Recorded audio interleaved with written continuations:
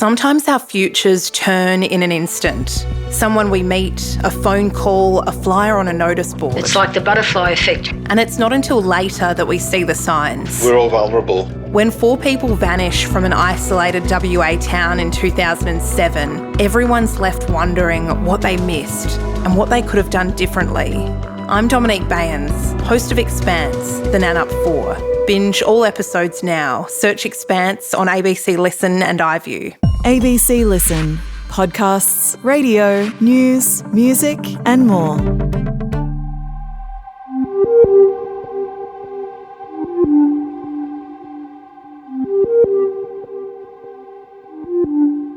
One woman died a brutal death. 2 men were charged with her murder. A jury convicted them of manslaughter. Now we can tell you what we really think. I'm Stephen Stockwell. Welcome to episode 14 of the case of the Two Intruders. Irma Polazic's brutal murder rocked her family and has haunted them for 24 long years. This wasn't the average robbery. The brutality of the attack shocked the community. They were virtually tortured that night. Violently assaulted before the 2 men ransacked the premises and stole cash and jewellery. My grandparents were beaten and my grandmother was left to die on the lounge room floor. During the trial, we can only tell you what the jury hears, but now the verdict is in, we've got much more freedom, and we're going to break down the trial that found out who killed Irma. To do this, we're joined by ABC court reporter Elizabeth Byrne. Liz, I'm very interested in hearing your thoughts on this trial. Thank you for joining us. Hi, Stocky. And as well as Elizabeth, we're joined by ABC investigative reporter James Vyver. James, good to have you here as well. Hi, Stocky. First question, when we get into these episodes, is were you surprised by the verdict? Liz? No, not at all. The evidence against them was quite strong. It was a circumstantial case, and of course circumstantial cases are made up of strands. They're described as strands of a rope, and in this particular case the strands all came together, and the strongest bit of it was the DNA evidence. So it was very hard to get past that. James, how about yourself? Were you surprised by the verdict that the jury reached? Honestly, it's hard to say because I've not done a murder trial before, so I kind of had nothing to base it on. A lot of the evidence felt, pretty strong, just from a news sense, comparing it to, I suppose, a news sense and a common sense. And a lot of the arguments, which I know we'll get into from the defence side, felt a bit far-fetched, to be honest. And so, that they convicted them, I suppose I wasn't surprised, but I would qualify that as it's sort of a relatively inexperienced opinion. Yeah, James, I was a bit like you. I have this real recency bias when I'm listening to arguments. So I'll hear the prosecution opening and I'll be like, oh well, look, this seems pretty open and shut, doesn't it? And then I hear the defence and go, oh, actually, well, there's some good points there. The thing that sort of surprised me a little bit was that manslaughter was an option. I wasn't expecting the jury to be kind of given that option, given what we talked about with the family, the history of this case. I thought that maybe the prosecutors wouldn't allow the jury to kind of make that selection. But Liz, as you've explained, it's sort of the next step down, basically from murder. And so that option was given to the jury. And, I think the thing I was wondering was whether or not the jury would have, reached murder if manslaughter wasn't on the table. I mean, Liz, do you think they would have? It's possible. The final question the jury asked was they wanted some clarification of the elements of the charges, particularly manslaughter and murder, in circumstances where it's unclear who attacked Irma. So this goes back to the Joint Commission charge. But that question said to me that that's what they're struggling with. Is it murder or is it manslaughter? I may be completely wrong because the jury can't tell us, but that's what it suggested to me. And I've seen this a few times. They may not have gotten to murder because it was unclear who attacked Irma. And quite often with juries who are faced with a circumstance like this and it's drummed into them, you have to find it beyond a reasonable doubt that they end up saying we can't reach a verdict on that particular question. I think, though, all the other charges about the burglary and the assaults, that all stood up, and I think they had already made up their mind on those charges before they got to this final bit. Yeah, I found myself wondering, when I heard initially that it was, guilty of manslaughter, kind of what the family would think of that. I personally thought, well, look, this was a murder trial. I think that was obviously what the prosecutors were pushing for, and my initial reaction was, how does the family feel about that? But, hearing from John Makita, Irma's grandson, and also Elizabeth, Irma's daughter, outside of court, that they were kind of, just happy that this is over and they were satisfied with the manslaughter charge. For me, I guess kind of gave me some peace that, there was still the closure for the family, and this is what this was really all about. What I would say about that is, on reflection, I wonder, how satisfactory that may have been if they had managed to solve it the first time around, or when they had another go sort of a decade or so later. The passage of time in a sort of twisted piece of irony, perhaps, given now the age of Falcone and Fabrizi and the sort of the scenario of life that everybody is in, I wonder if just, manslaughter does whatever murder would have done, the practical effect is the same. And like you say, justice has been served and there is that resolution. So, yeah, it's interesting. Yeah. Well, the thing that Irma's grandson, John Makita, said outside the court was someone's been held to account after all these years, and the family was very relieved about that. Yeah, and I think it answers the question, who killed Irma? That was the question that was being asked on those billboards for so many years.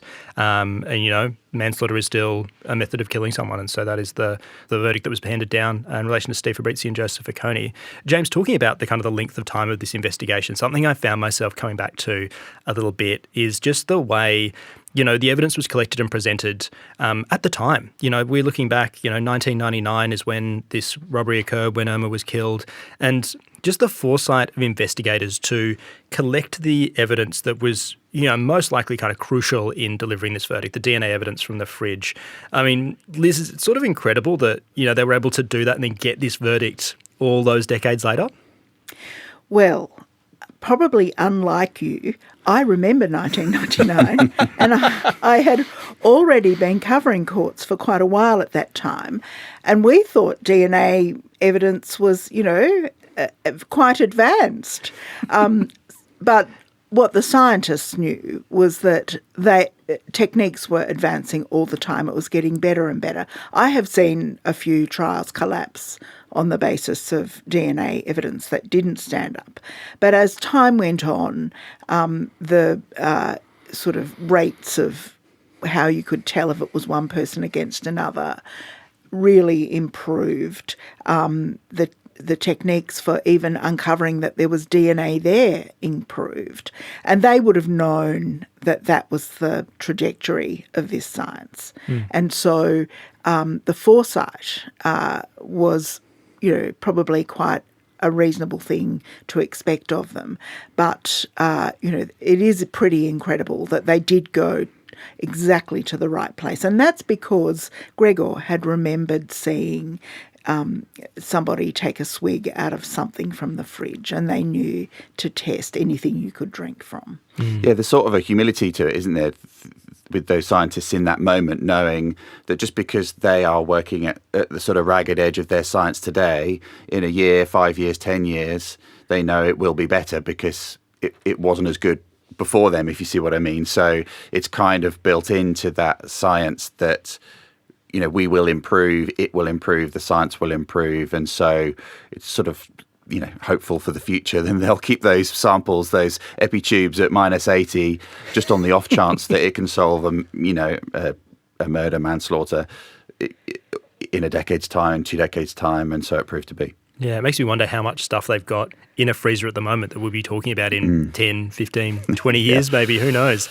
Something I noticed throughout not just this part, but also kind of the whole defence of Steve Fabrizi and Joseph Falcone was really Sky Jerome, Steve Fabrizi's barrister. We spent a lot more time talking about her work than we did Joseph Falcone's barrister, Travis Jackson. Liz, did Sky Jerome kind of lead the defence for both of these men in a way? Well, yes, she did. This isn't unusual. It often happens in cases where there's an overlap in what the defence will be. Now, in this particular case, it was poking holes in the forensic evidence that was sort of the best part of their best chance to get their clients off and to introduce, doubt about things that the police had put forward and the prosecutors had put forward. So Sky Jerome did take the lead. She covered all the common ground and then covered some extra ground for her own client, which was, that he had admitted being there, even though he says he was only the lookout. So Travis Jackson was left with the job of pointing out that the only evidence against his client was the DNA evidence, and that was what he focused on mostly as well. But they tried not to traverse the same grounds, because then you could run the risk of driving the jury and everyone else mad. Yeah, absolutely. I was kind of surprised to see how much work Sky Jerome was doing over Travis Jackson. It really did feel like she kind of, was taking the lead and making sure that, the right things were getting into the jury's mind. And, my thinking was throughout the trial was if, either of these men are found not guilty, I would probably imagine that it was more of Sky Jerome's work than Travis Jackson's. James, what were your thoughts? First trial, seeing the way these two barristers worked. Yeah, it definitely stood out. In the pie chart of the heat map of who had more game time. Sky Jerome definitely was in the lead there. I don't know, Liz, and you'd be able to tell me this, but there was certainly, I think, performative whispers to solicitors instructing sitting behind the bar table, and performative head shakes and laughs and all of this from the defence barristers. They felt performative. They may not have been, of course, but there just came at particular moments that felt as though they were. Nevertheless, when it comes down to the nitty-gritty, I just don't think the points, whatever the communication style, well, I don't have to, what I think or what I don't think, ultimately there's a conviction, but seemed to me that whether it was the way that they were delivered or simply the substance of them, ultimately, it's really hard to argue against, 60 quintillion or whatever the number was, to stand there a few minutes later and say, yes, but you can't say it's a match, because that's just the science. That's just the semantics of the science. Like it is a match. There's only 8 or 9 billion people on the planet. How could it be, if it's in the quintillions, how could it not be a match? It's just, so, to sort of stand there and say that just, in the real world, no, you just wouldn't, that just doesn't fly. And things like, could the dogs have moved the DNA around, and just things which, when we're talking about reasonable doubt, clearly that was unreasonable doubt. Yeah, the DNA is such, I guess, in hindsight, compelling evidence, placing them in the house, and the numbers around that are just gigantic, right? So very hard to argue against. A big task for any defence barrister to come up against. I think one of the other things I found really interesting was the stories that kind of get told in a defence. There's these alternative ideas and explanations for how this may have happened, and one of the ones that was presented by the defence was the idea that there were other people involved. This idea of a third intruder, or of maybe another kind of group of people somewhere that was presented. Obviously not something that the jury has bought because of the verdict that they have returned, finding Steve Fabrizi and Joseph Ficcone guilty of manslaughter. Liz, why do you think that theory from the defence didn't stick? Where did it fall over? Well, I think it had too many grey areas. That theory sort of was to serve the purposes of their client, to put someone else in the house. Now, who that was, they didn't really say. They had suggested there'd been a group of people, a group of other people, but there was no sign, no DNA sign or fingerprints or anything of any of those people in the house. They'd all been investigated, in fact, by police early on and rejected. And then as Craig Marriott, the detective who investigated this, said in the court, when it was suggested to him he should have investigated this further, he said that neither Mr. Vacconi or Mr. Fabrizi had said anything about this third person. So it was there to provide a seed of doubt for the jury, but it had too many grey areas, and I think they just didn't buy it as even a remote possibility. Yeah, and the thing that struck me about that is we find out about Vacconi in the first instance when Fabrizi is talking to UCO Danny, the syndicate crime boss. So if we take Fabrizi's explanation in that scenario that he was the lookout and that he didn't go in and he didn't know anything about this, why not put another person in the house? What if there was a third person? Why not talk about there being two people in the house and they must have done it? That gives you more plausible deniability or explainability in that UCO Danny crime syndicate boss scenario. So why not use it if you're trying to explain your way out of something? And that to me felt like a big hole in that theory too. Yeah, the undercover recording with Steve Fabrizi and UCO Danny, the Mr. Big operation basically at Crown Casino, I found what we learnt from that and then what we hear from Joseph Vacconi really surprising. You have, Steve Fabrizi, what it seems like very reluctantly revealing details about this. Oh yeah, I've never been to Canberra. Oh no, I was there. I was at the house, but I didn't go inside. Slowly kind of revealing more and more about it. And it's like, oh, who were you there with? Oh, some guy, Joe Vec. He sort of paints this picture. He doesn't know this person.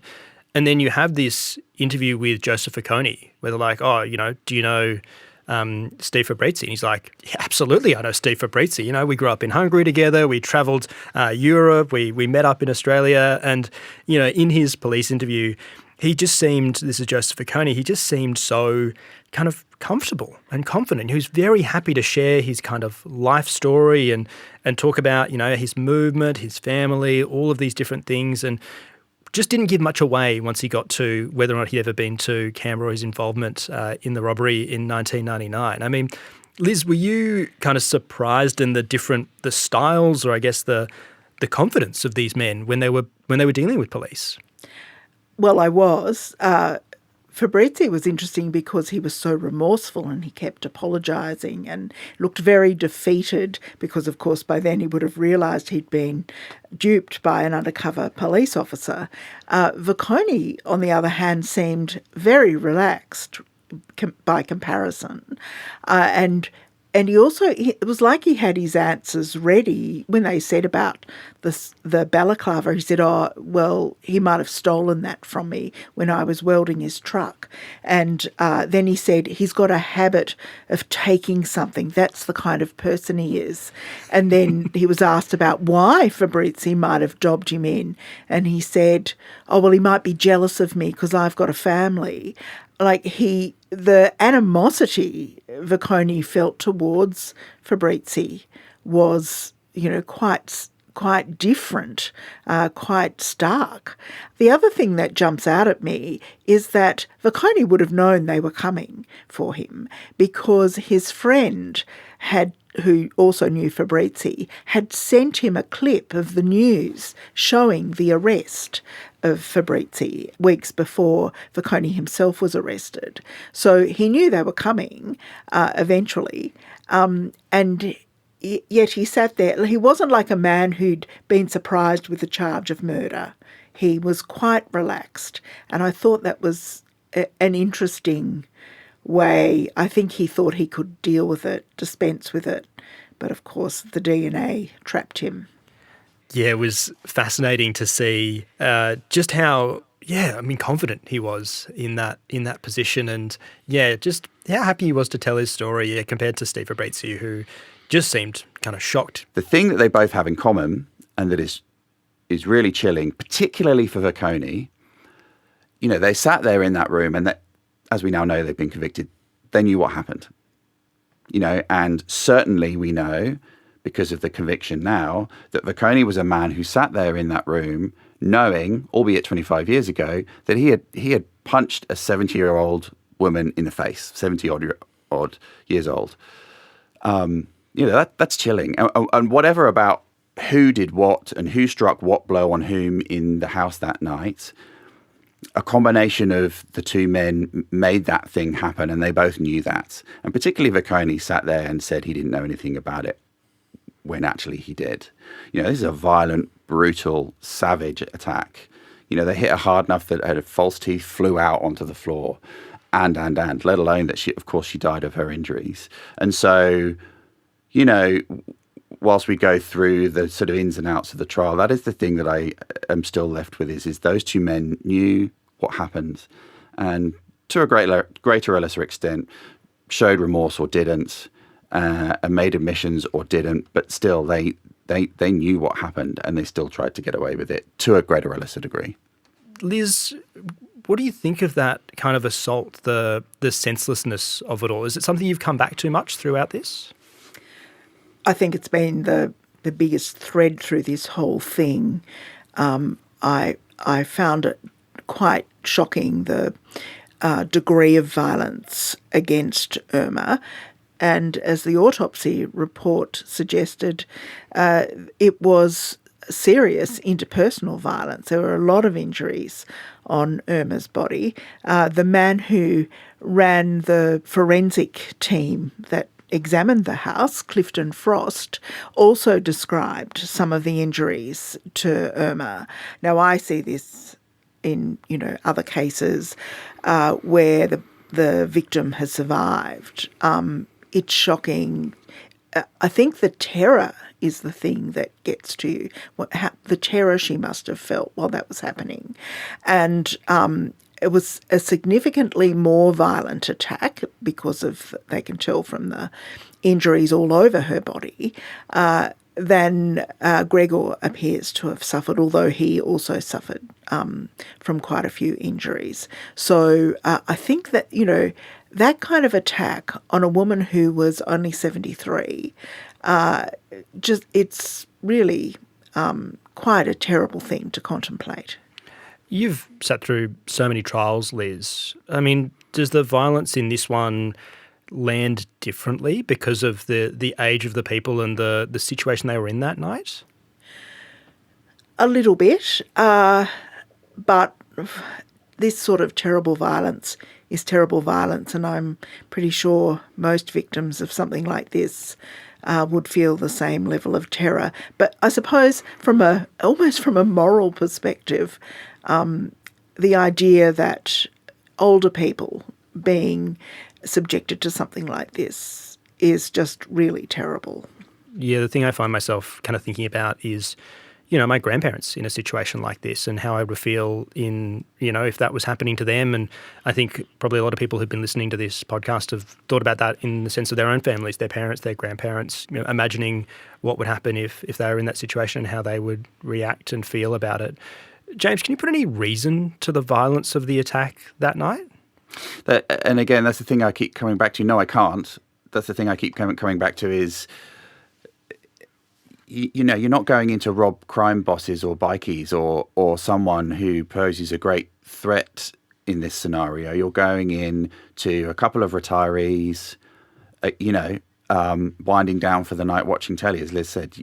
That I can't see how the risk in the minds of these two men equates to the violence that they meted out. It just seems so unnecessary. Like, if you're going to rob them, tie them up and gag them, not fine, but okay, do that. But why you have to beat them so savagely, that's the bit I don't know, and we will never know, of course. To threaten them, to tell them where the money is or whatever it may be. It just doesn't stack up on a human level in so many ways. But that particular point, I suppose, it's just the senselessness of it, really. And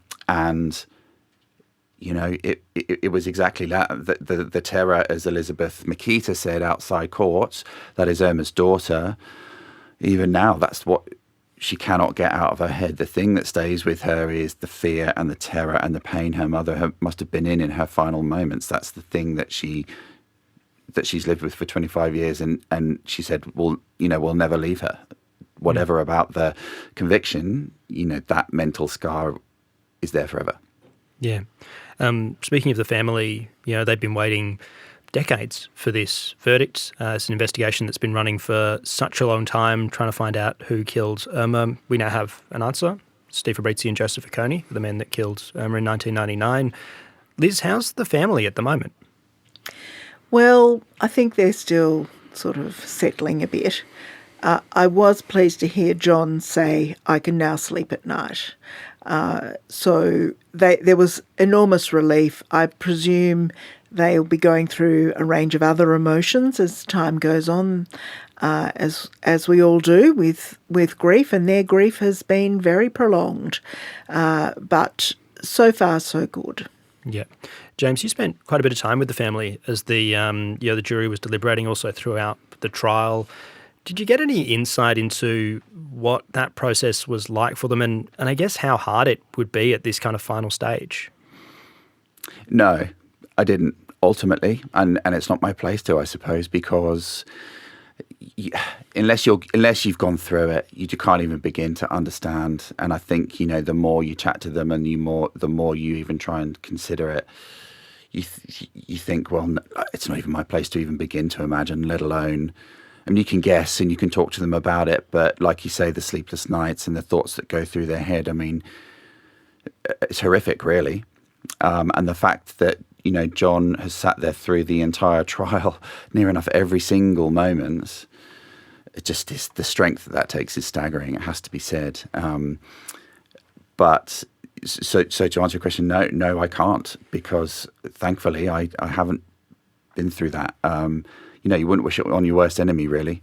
I mean, it really is brutal. It's something that they didn't choose, but has been just the back note or probably the forenote to their entire lives. Yeah. Thinking about the strength of them throughout this whole process as well, John Makita, as we've just been talking about, he's kind of been the person who's driven this Who Killed Irma campaign for decades at this point, having signs on the sides of roads in Canberra and, kind of talking to police, being available for press conferences when rewards are offered, things like that, just kind of constantly putting himself in part of that, is kind of incredible to continue pushing for this. And, I wonder if without his work, we would be at the point that we're at now with a verdict as well. And also for Elizabeth, the entire Plasix family, who've kind of had to carry this for such a long time. The process isn't quite finished yet. We still have the sentencing coming. There's an appeal in the mix. Liz, what is the process from here? Well, we are still in the appeal window, but usually that doesn't stop a sentencing happening. We're still looking for a date for sentencing. We've had a couple of directions hearings, but that hasn't given us a result yet. Perhaps next week we'll know that. But that I expect to be the next thing. At the end of the trial, the judge has ordered already what they call pre-sentence reports, where they go through each of the accused's personal circumstances and look for, that so they can establish whether a sentence should be more or less off the standard sentencing. So that process has already begun, and that takes quite a few weeks to happen. But we also haven't heard if anyone's planning to appeal. And so there's quite a bit to go yet. I'd be very surprised if this is over and done with by the end of the year. Yeah. The kind of, I suppose, symmetry of it, I think is worth noting that these two men are roughly the age that Irma and Gregor were that night in 1999. And when it comes to sentencing, whatever length, they're in their early 70s, and the symmetry of those life moments, I think, is quite profound. You have, I guess, Irma and Gregor's life taken from them at that point. Gregor lived a couple of years past that brutal assault that night, but from kind of what we've heard through that, he obviously struggled through that period as well. And you have these two men now who may have their lives taken in a different way because of what happened on that night as well. I'd like to thank both of you for joining us for the case of the Two Intruders. It's been so wonderful to have you joining us for this series. Liz, your experience, your wisdom, your insight has been absolutely outstanding and invaluable throughout this. So thank you so much for being a part of this. Well, it's been my pleasure, and this is a case I've sat on for so long. I was very happy to see it resolved. Wonderful. Yeah, no, it's great to have you as part of it. And James, your analysis throughout this series has been fantastic. You have really taken us into the courtroom and helped us make sense of all of this with your special subject of the DNA, on whose DNA is on the milk bottle, whose DNA is on the water jug. We could not have done it without you. So thank you so much for being here as well. Absolutely my pleasure. Thank you for having me. And, of course, thank you for listening, for following along, for engaging with this series, for sending us emails and asking us questions. We really do appreciate your feedback and your involvement in this podcast. It's wonderful. And the Case Of will be back in your feed on Tuesday. We'll have a whole new trial to follow along. So make sure you grab ABC Listen and get around that. The Case of the Two Intruders is produced by ABC Audio Studios and ABC News. It's reported by Elizabeth Byrne and James Vyver and presented by me, Stephen Stockwell. Our supervising producer is Greg Muller and our executive producer is Claire Rawlinson. Thank you to senior lawyer Jasmine Sims, our legal queen, for her legal advice, to the ACT newsroom, and also to Audio Studios manager Eric George. This episode was produced on the land of the Ngunnawal, Ngambri and Wurundjeri people.